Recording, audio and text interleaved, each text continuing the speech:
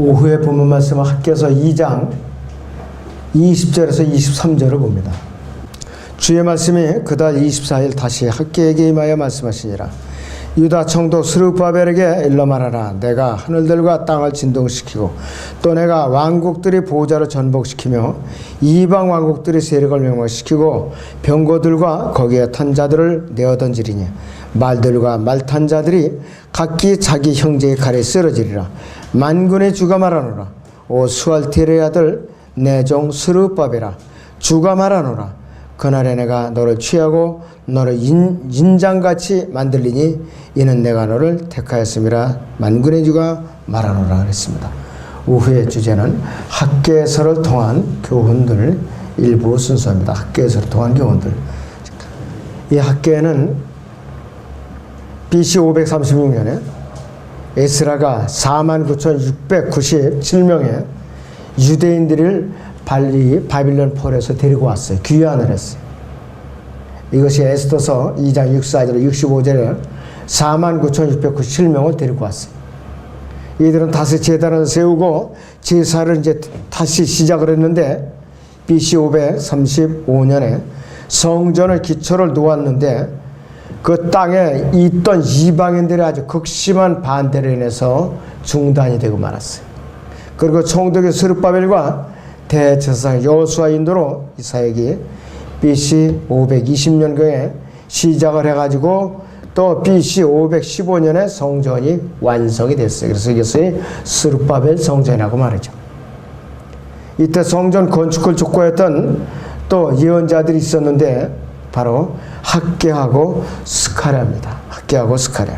학개 선지자 예언은 성전 건축과 직접 연관이 있는데 그 성전이 황폐했는데 돌아온 거민들이 자기 집에 거하는 것이 합당치 않다고 말하면서 성전 건축을 이제 촉구했던 것입니다. 자, 그런데 학개 선지자는 하나님의 성전이 먼저 건축되어야 한다고 그들의 집이 번성할 수 있다는 말씀을 예언을 하고 있어요. 그래서 학개의 예언이 유대인들에게 매우 중요하게 작용한 것은 왜냐? 그들은 성전을 중심으로 살았어요. 예수님 당시에도 성전 중심으로 살았어요. 그래서 성전에서 그 지성소 안에 그룹 사이에 하나님의 임재가 거했던 것이.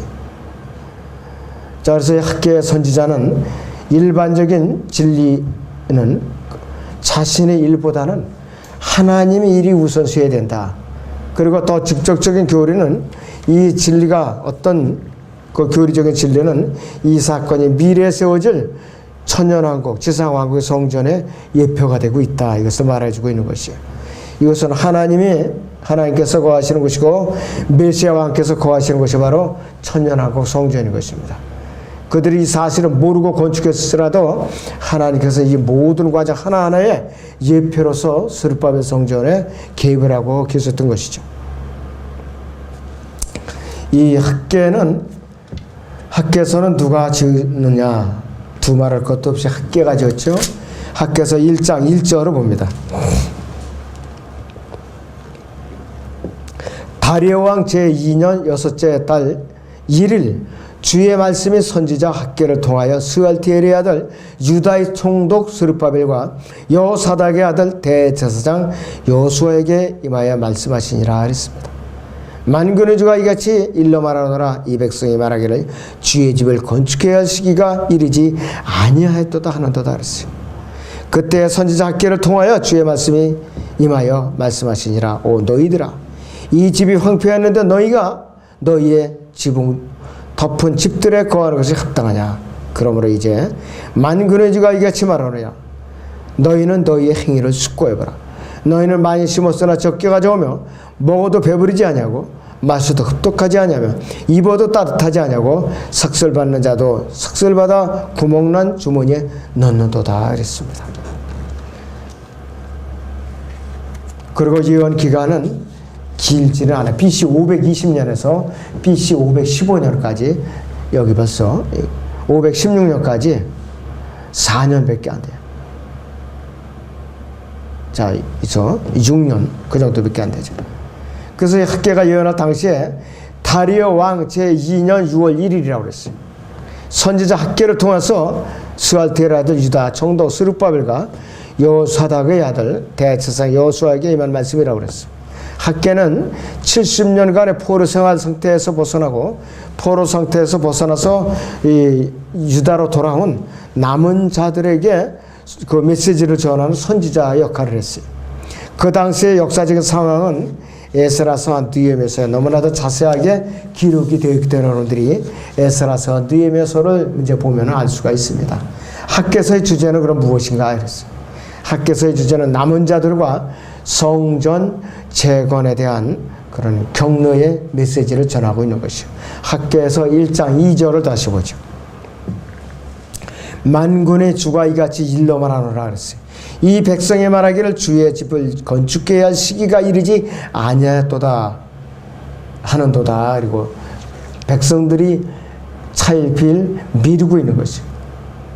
분열되어서 연약한 상태에 있던 남은 자들이 용기를 북돋아주고 질책하면서 인도해 주는 것이 학개 선지자, 스가랴 선지자, 말라키 선지자의 임무였었어요.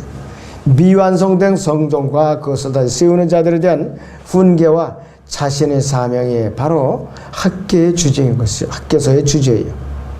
학개서에 이제 주요한 내용이 있는데 페르시아 제국의 코르스 왕의 칙령에서 70년간의 포로 생활을 하던 유대인들 중에 BC 536년에 아까 말씀드린 대로 49,697명이 유대 땅으로 이제 돌아온 것이. 그래서 이들은 이제 제사를 다시 드리기 위해서 에스라서 3장을 보면은 이제 성전을 다시 세우기 시작했어요. 유월절을 다시 회복을 했어요. 유월절을. 예, 여기서 에스라 6장 보죠. 19절에서 22절을 봅니다.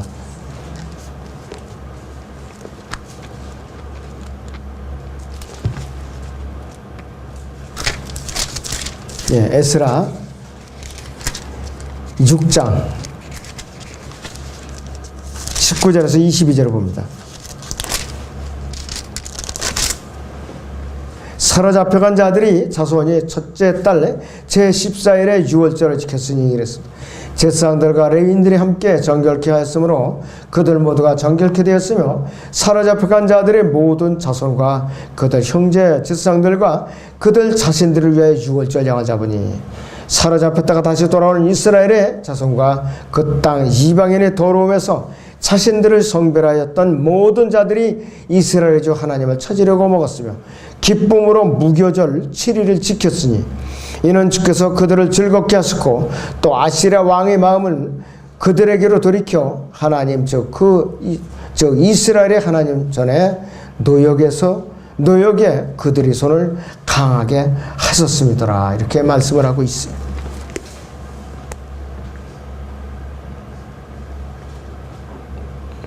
BC 535년에 성전의 기초가 다시 놓아졌지만은 그 대적자들이 방해에 의해서 중단이 되었다가 다리오 왕의 칙령으로 또 아탁세스로 왕의 칙령으로 성전 보건공사가 제거돼갖고 BC 515년경에 성전이 완성이 됐어요. 535년에 시작은 되었었는데 중간에 중단되었다가 515년에 20년 만에 이것이 완공이 된 것이에요. 이 임무를 완성하는데 네 사람의 수고가 있었는데 총독 스룹바벨, 대제사장 여호수아, 그 다음에 선지자 학개와 스가랴가 이 일에 수고를 했던 사람들이에요. 학개를 통해서 이루어진 사역의 전체적인 목적은 남한국 유다로 돌아온 자들을 격려하고 일깨워주고 하나님의 성전 복원을 완성하는 일이었는데 학개를 통해서 네 편의 설교가 있습니다. 이들 각각의 설교에는 날짜가 기록되어 있어요. 다른 모든 설교보다도 예수님의 설교도 이제 여러분도 봤겠지만은 학개가 메시지를 전한 데는 날짜가 명시되어 있어요. 네 편의 설교가. 그래서 학개는 이 메시지를 통해서 성전 복원 공사를 방해하는 한 가지 특별한 죄에 대해서 지적을 하고 있어요. 첫째는 자신을 하나님보다 앞세우는 죄를 갖다가 지적을 해주고 있어요. 그 죄를 갖다가 지적을 해주고 있어요. 학개가 이 메시지를 전파할 때는 다리오왕 제2년 6월 1일이었어요. 바로. 그 성전의 기초가 놓인 채 완성되지 못하고 16년이 지났어요. 이 메시지는 정치 지도자인 스룹바벨과 종교 지도자인 대제사장 여호수아에게 전달이 되었던 것이에요. 학계는 백성들이 탐심과 이기심을 아주 날카롭게 지적을 했고 질책을 했고 그들이 죄로 회개하도록 촉구를 한 것이에요. 학계서 1장 7절에서 11절을 봅니다. 학계 1장 7절에서 11절을 봅니다. 만군의 주가 이같이 말하노라. 너희는 너희의 행위를 숙고해봐라. 너희는 산에 올라가서 나무를 가져다가 집을 건축하라. 그리하면 내가 그로 인하여 기쁨을 얻고 또 영화롭게 되리라. 주가 말하노라. 너희가 많은 것을 바랐으나 보라 적게 거두었고 적게 되었고 너희가 그것을 집으로 가져왔으나 내가 그것을 이제 불어버렸느니라. 만군의 주가 말하노니 어찌된 일이냐. 니는 내 집이 황폐하였음이니 너희가 각기 자기 집으로 달려가느니라. 그러므로 너희 위에 하늘은 이슬을 멈추었고 땅은 그 산물을 멈췄도다. 내가 가뭄을 불러 땅과 산들과 곡식과 새 포도주와 기름과 땅에 내는 소출과 사람들과 가축과 손으로 수고하는 모든 일에 임하게 하느니라. 흉년의 재앙, 가뭄 재앙을 내리겠다 이 말이야. 유다 총독 스룹바벨과 대제사장 여호수아를 비롯해서 백성들은 두려움으로 하나님의 음성에 복종해서 다시 성전 공사가 시작되는데 그것이 12절에서 15절까지입니다. 그때 스알티엘의 아들 스룹바벨과 여호사닥의 아들 대제사장 여호수아가 백성의 모든 남은 자와 더불어 주 그들이 하나님의 음성과 선지자 학개의 말에 복종하였으니 이는 주 그들이 하나님께서 그를 보내셨습니다. 백성이 주 앞에서 두려워했더라. 그때 주의 사자 학개가 주의 전가를 백성에게 일러 말하기를 주가 말하노니 내가 너희와 함께 있노라 했더라. 주께서 스알티엘의 아들 유다 총독 스룹바벨의 영과 여호사닥의 아들 대제사장 여호수아의 영과 백성의 모든 남은 자의 영을 움직이시 그들이 와서 만군의 주 곧 그들이 하나님의 집에서 이 일을 하였더라. 이는 다리오 왕 제2년 6째 달 24일이냐 이렇게 했어요. 그때 이제 성전 공사가 다시 시작된 거예요. 그래서 첫 번째 메시지에서 학개는 자신을 하나님보다 먼저 생각하고 자기의 이익만을 추구하면 반드시 실패하고 하나님 앞에 저주를 받는다. 즉 가뭄이 재앙을 받아갖고 농작물을 아무리 열심히 농사를 지어도 너희가 흉년이 들 수밖에 없다. 소득이 없다. 이거를 말하는 것이죠. 두 번째는 미래에 소망을 품는 대신에 과거를 자꾸 되돌아보는 소망 없는 죄를 지는 것에 대해서 책망을 한 것이에요. 그것이 학개서 2장 1절에서 9절의 메시지입니다. 그래서 이 두 번째 메시지는 다리오 왕 제2년 7월 21일에 이제 전해졌는데 성전 복원 공사가 한 7주 정도, 한 50일쯤 진행되고 있을 때 전해진 것이에요. 이날은 기쁨과 찬양의 큰 날이 되음에도 불구하고 실망과 좌절의 날이었어요.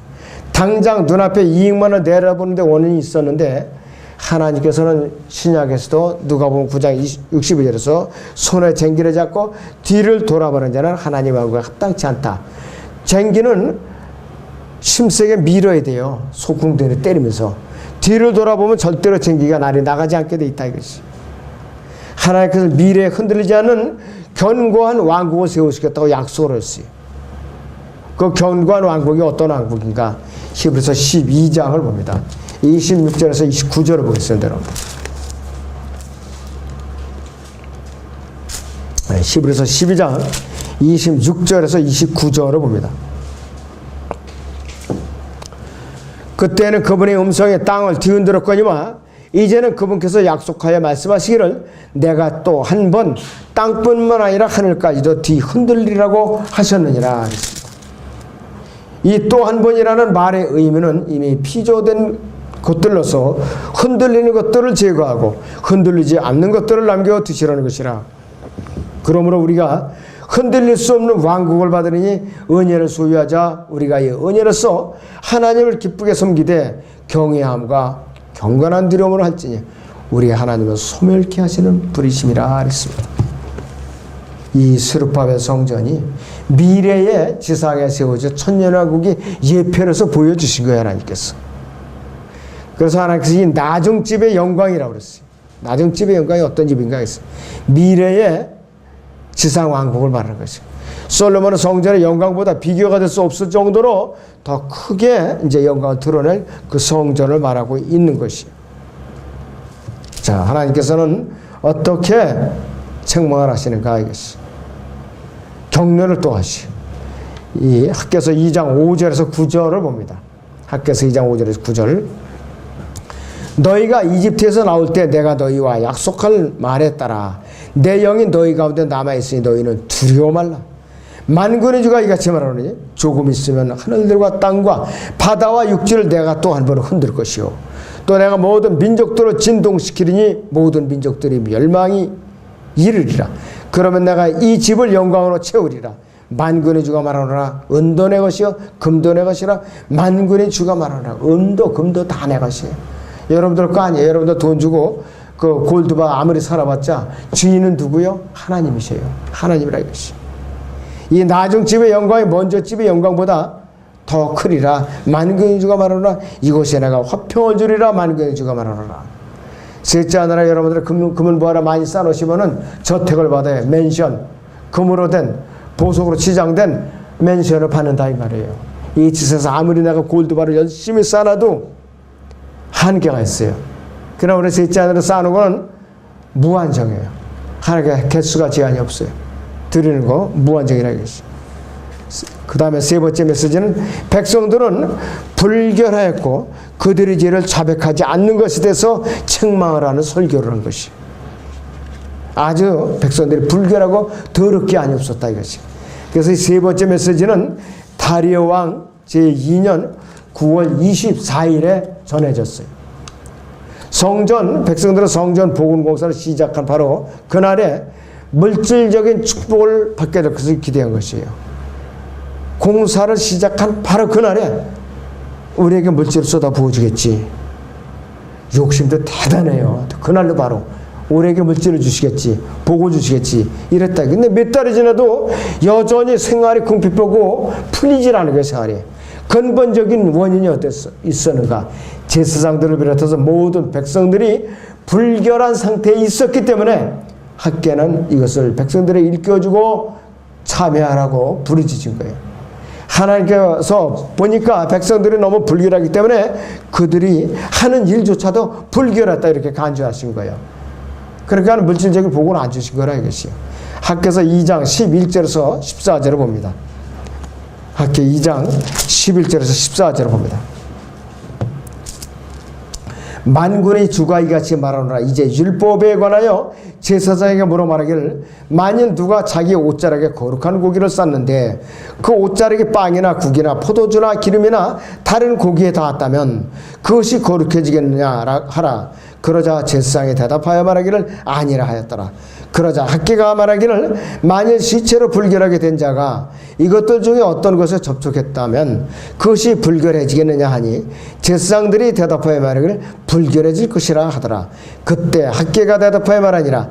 주가 말하노니 이 백성이 그러하고 이 민족이 내 앞에서 그러하며 그들 손의 모든 일이 그러하고 그들이 거기서 드러내는 것도 불결하로다 이랬습니다. 그러니까 너희가 복을 받지 못하는 원인이 바로 여기에 있다 이거예요. 불결하니까요. 깨끗하게 정결케 몸을 다시 정화시키라 이것이. 마지막 네 번째 메시지가 있어요. 하나님을 신뢰하지 않고 사람을 두려워하는 죄에 대해서 지적을 했어요. 하나님을 신뢰하지 않고 사람을 두려워하는 죄에 대해서 책망을 했어요. 그래서 네 번째 메시지는 같은 날 학개를 통해서 유다 총독 스룹바벨과 그 다음에 또 이제 종교 지도자인 또 여기에서 대제사장 여호수아 이렇게 두 사람에게 줬어요. 여기서 보니까 정치 지도자 스룹바벨에게 학개를 통해서 하나님의 능력과 확신의 메시지를 이제 주셨는데 어떤 메시지를 주셨는가? 아까 읽었던 본문 학개서 2장 20절에서 23절을 봅니다. 주의 말씀이 그달 24일 다시 학개에게 임하여 말씀하시니라 그랬습니다. 유다 총독 스룹바벨에게 일러 말하라. 내가 하늘들과 땅을 진동시키고 내가 왕국들의 보좌를 전복시키며 이방 왕국들의 세력을 멸망시키고 병거들과 거기에 탄 자들을 내어 던지리니 말들과 말탄 자들이 각기 자기 형제의 칼에 쓰러지리라. 만군의 주가 말하노라. 오 스알티엘의 아들 내 종 스룹바벨아, 주가 말하노라. 그날에 내가 너를 취하고 너를 인장같이 만들리니 이는 내가 너를 택하였음이라. 만군의 주가 말하노라 그랬어요. 이 무기력해져 버린 정치 지도자인 스룹바벨에게 학계를 통해서 하나님께서 능력과 확신의 메시지를 주고 있어요. 사탄은 언제나 영적인 지도자를 공격하게 돼 있어요. 교회에서 또 밖에서도 그렇고. 이 스룹바벨은 주변의 큰 나라들을 의식하고 유대인 남은 자들의 미래를 갖다 인간적인 관점에서 염려를 한 것이, 또 두려움을 가졌던 것이. 하나님의 일을 올바로 실행하려고 하면은 사탄은 늘 두려움과 염려로 가득 차도록 미혹하는 것이. 주위 환경에 사로잡히는 사람들을 두려워한다면은 하나님을 무시하게 되고 또 하나님을 신뢰하지 않게 되고 또 그분에서 떠나게 돼 있어요. 인간을 두려워하게 됐어요. 그 순간부터. 그러면 하나님께서 그 사람을 통해서 하실 일이 없는 거예요. 하실 일이 없다 이것이. 예레미야 17장 5절을 보죠. 예레미야 17장 5절을 봅니다.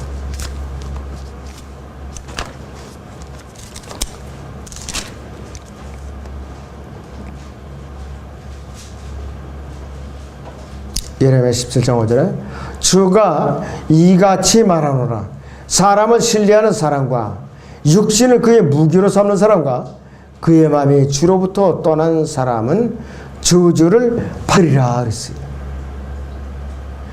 이스라엘의 상태가 이런 상태에 있었는데 학계와 스가랴의 말라기에 끈질긴 그들이 경고의 메시지를 인해서 그들이 일시적으로 스룹바벨 성전을 세우게 됐고 각성을 하게 됐던 것이. 그렇다면 학계에서는 아주 짧은 메시지, 그렇지 않은 우리에게는 굉장히 중요하고 영적으로 긴 메시지에 해당돼요. 이 학계가 전한 메시지에 네 가지 그 주제가 다시 한번 일러드리면, 첫째는 어떤 메시지냐면은 자신을 하나님보다 앞세우는 죄를 지은 것에 책망을 했고, 두 번째는 미래에 대한 소망을 갖는 대신에 계속해서 과거를 돌아보고 소망 없는 절망적인 마음을 갖는 것에 책망을 했고, 그 다음에 세 번째는 이 백성들이 불결했고 그들의 죄를 자백하지 않은 것에 대해서 하나님께서 이 학계를 통해서 엄격하게 꾸짖고 책망을 하신 거예요. 그리고 마지막 네 번째 죄는 하나님을 신뢰하지 않고 사람을 두려워하는 죄에 대한 호된 책망에 대한 메시지였습니다. 그래서 우리는 이때에 학계서를 통해서 내가 어떤 자세를 취하는가. 물론 내 몸은 성전이니까 몸의 정결함을 유지해야 되고 사람을 이제 신뢰하지 말고 하나님을 두려울 줄 알아야 되죠. 그리고 우리는 이미 지나간 건 과거죠. 과거는 우리가 기억을 해서는 안 돼요. 앞으로 주님께서 다시 오시면 내가 어떤 상태에서 발견이 될 것인가. 부끄러움 없이 철저하게 재림의 준비를 하면서 그분의 재림을 소망하는 것이라 했어요. 그러면서 하나님의 성전인 내 몸의 그 청결을 유지하면서 마음의 정결을 유지하면서 주님을 부끄러움 없이 맞이할 준비를 하는 것, 이것이 우리가 학계서를 통해서